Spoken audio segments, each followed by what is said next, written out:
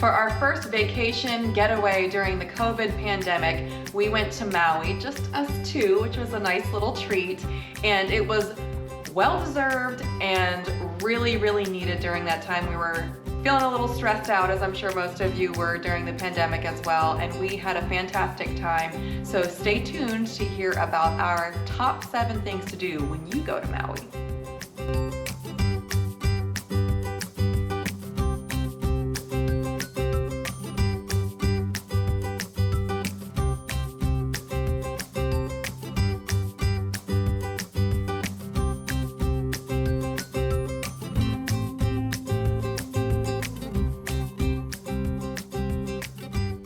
And our number 7 suggestion to do?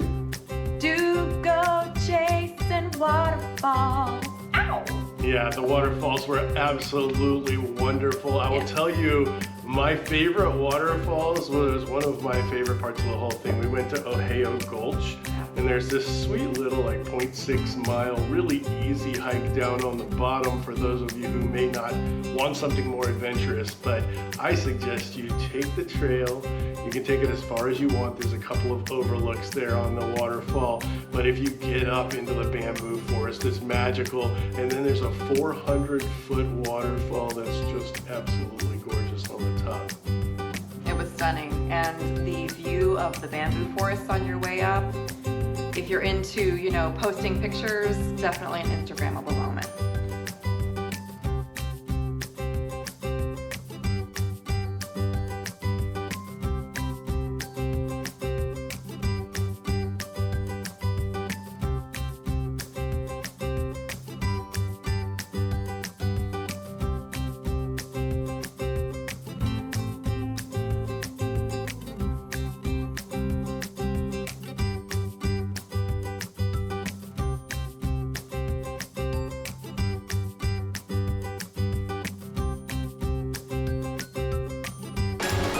Sometimes, as long as you're really careful, it's worth the risk and they really pay off.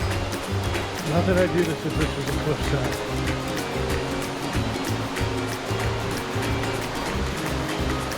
What a gorgeous day. Yeah, and then there's other falls that you can go to. I know there was the Twin Falls where you had to park in this guy's yard and then hike off to it, and the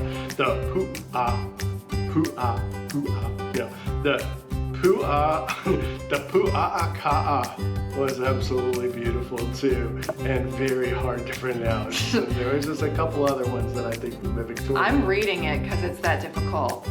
Alelele and Waikani, that one's a little bit easier. Yeah, Waikani has the upper and the lower, and those are absolutely gorgeous, and you should definitely do those. Definitely. And then you can see some along the road to Hana also, which we'll be covering a little later in the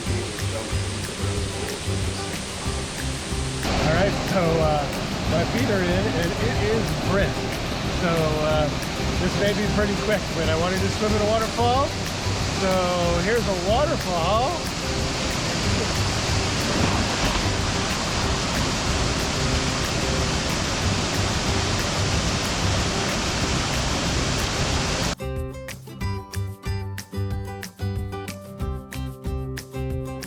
Number 6.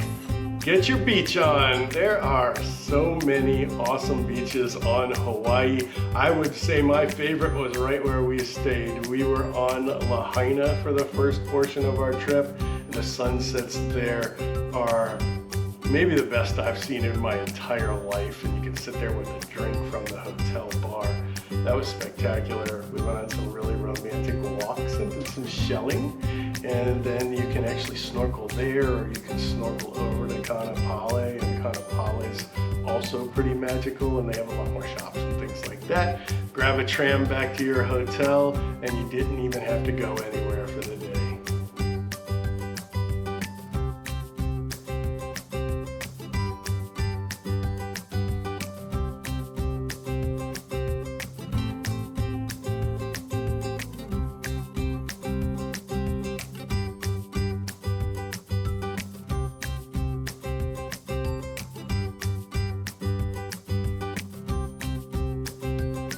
Those are 2 great suggestions. We also really enjoyed Huakipa Beach, McKenna Beach, and Baldwin Beach. So especially if you have a car, make use of it and go all over the island so that you can sample all of the different types of beaches that Maui has to offer.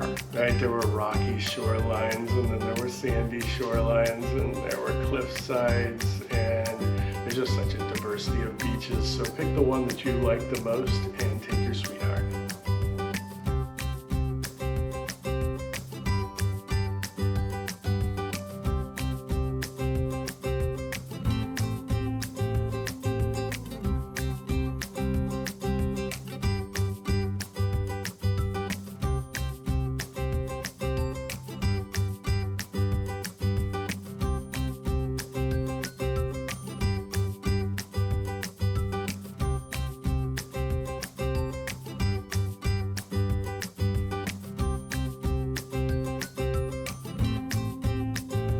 Number 5, go see Haleakala.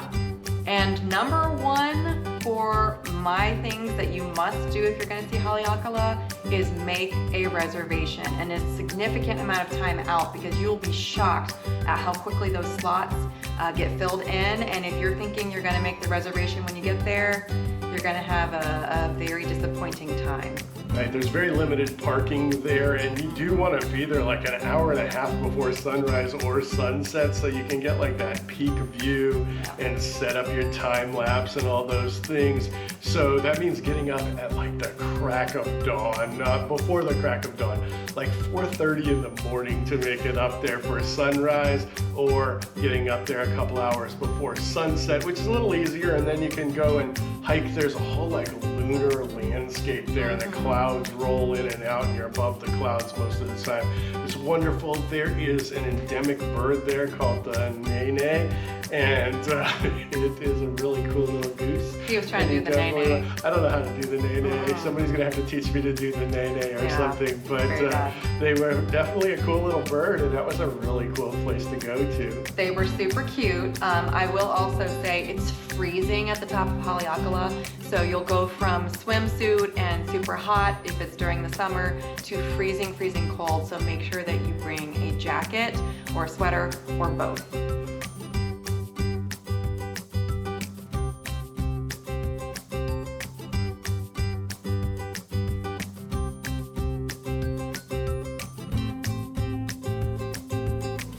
At number 4, we have snorkeling.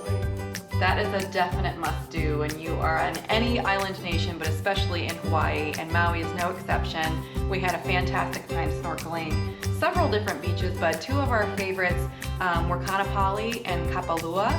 And Kaanapali especially has that big black rock where you'll actually see people jumping from the rock, so if you're an adventure seeker, you can do that. But it's also filled with turtles, fish, and lots of other wildlife, including beautiful bright blue corals that the Hawaiians are really proud of. And I really want to stress this is the park ranger in me. There's things you can do when you snorkel that are going to make both your experience better and keep the ecosystem in check, which is awesome. And number 1, don't touch the daggum coral, all right? There's oils in your skin that can kill coral, and we're having enough of a problem with coral dying out and bleaching in this world. So don't do that. Don't wear sunscreen. People will tell you to wear like mineral sunscreen, but even that is not really good for a marine environment. So what we did and suggest for you is go get a rash guard that will protect you from the UV, and then all you really have to do is put a little bit of maybe that mineral or zinc on your face, and you're doing less damage that way. Don't harass my turtles. All right, there's beautiful green sea turtles that we saw all over the place, and people were just getting way too close, and don't try and touch them. Yeah, film them from a nice distance. They're beautiful, they're graceful, and make sure you're listening, because when you're on the beaches, you can look for whales, but you're probably not going to see them, but you can hear them the whole time, and it's they're really very loud. cool. Yeah, and they are just like Dory.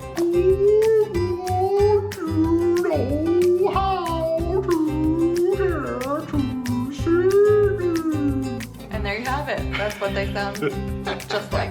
You don't even need to go now. All right, beautiful.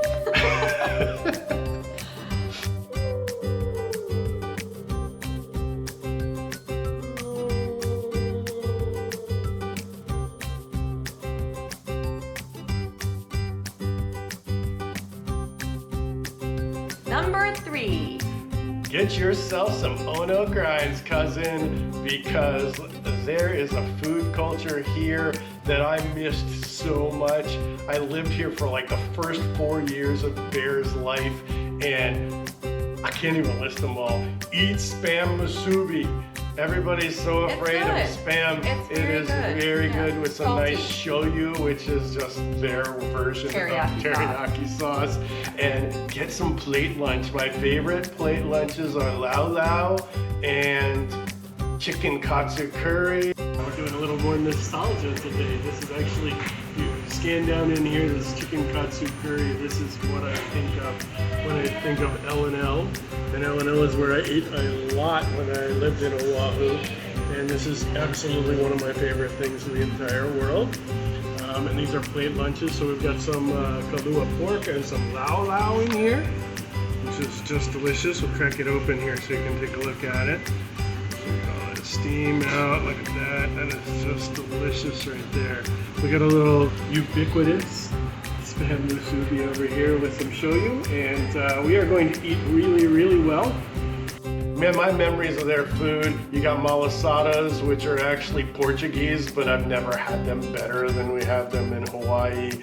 Loco moco is really cool. So definitely venture out into some of these little places or to some of the food trucks. I know you loved a couple of the food trucks on the road to Hana.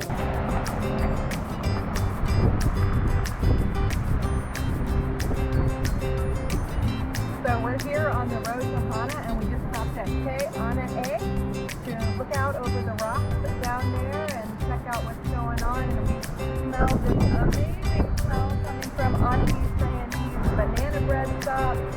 Everywhere on the road to Hana has the best banana bread, and so we're going to actually try out Auntie Sandy's recipe and see if it really is the best in Hana.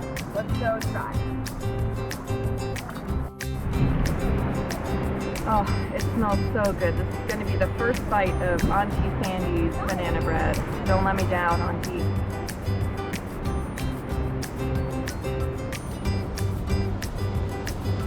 Oh yeah. It's chewy, but not too hard. It's not falling apart. It's got a really great texture. No nuts if that's a deal breaker for any of you. Really good flavor. Good job, Auntie. 2 thumbs up.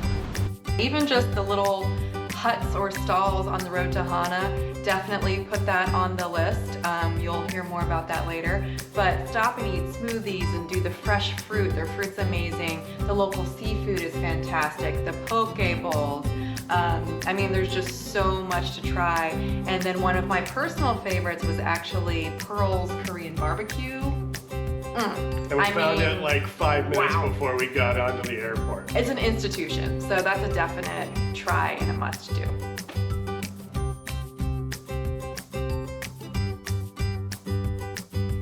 And number 2? Embrace local culture. Right, absolutely. I lived here for 4 years, and so everybody who came over, we went to luau after luau after luau, and so we were kind of limited on our budget on this trip, and so we didn't do a luau, unfortunately, but next time we definitely will. You should do a luau, especially if it's going to be the only time that you're coming over to Hawaii. There's also an arts and cultural center, which is really awesome on Maui, and will give you a nice feel for what the culture is. And there's some sweet history that we're going to cover next week, and that was probably my favorite part. But I know you had a different favorite part. Oh, definitely. We chose to actually take an outrigger canoe, and we had a guide in there with us, but it was a small outrigger canoe, and we launched right off the beach. He taught us how to paddle, and we had to, sing songs and quote out as we were paddling in unison, and we got to see a ton of turtles. We actually got to see some really rare seals, which was a special treat. And he showed us around, the reef in that area and explained to us why it's so important to the people of Maui, the reef system, and the culture there that surrounds all of that is just really, really vital to their economy. And the views were just out of this world. The water was so clear. Beautiful, really pretty. There were a few people learning to surf off to the side. And, I'll tell you what, we paddle Maui. I will put the link in the bottom. They were very good. They were rock stars. That was a very nice part of our trip. I agree.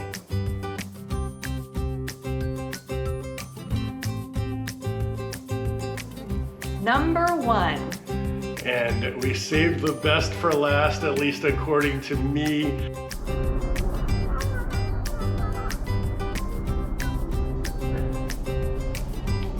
Hey cousin, which way to Hana?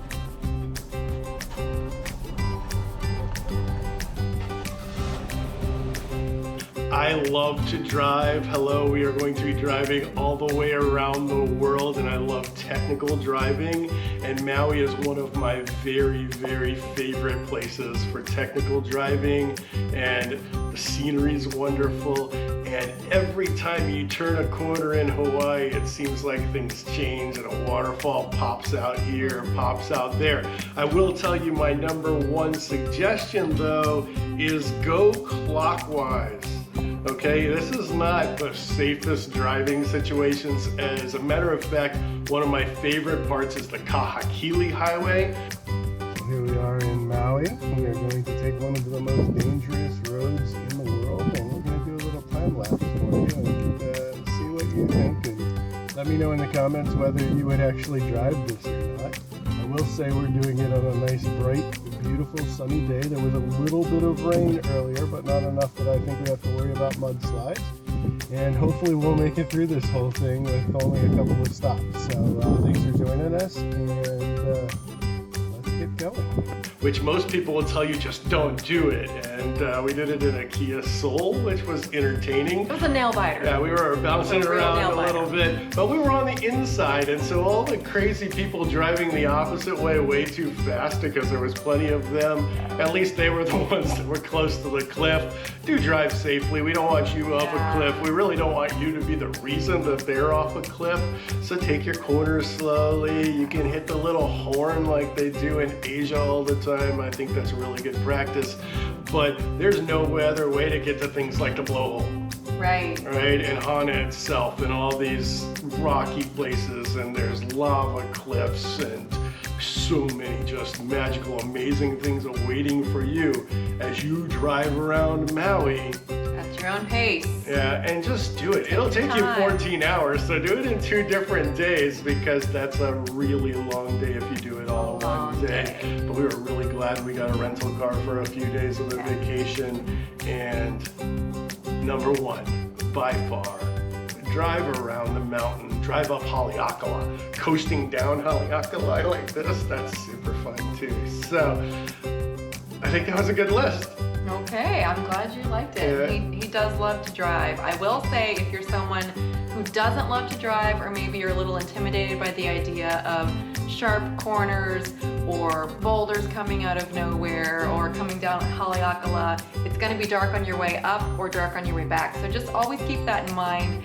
Sometimes it's not going to be for you, and maybe you should have somebody drive you up. But if you're a good driver, it gives you such freedom, and it definitely opens you up to a lot of new possibilities. And I hope you had an amazing time, and I hope that you find yourself in Maui very soon. And as always, find yourself on the journey.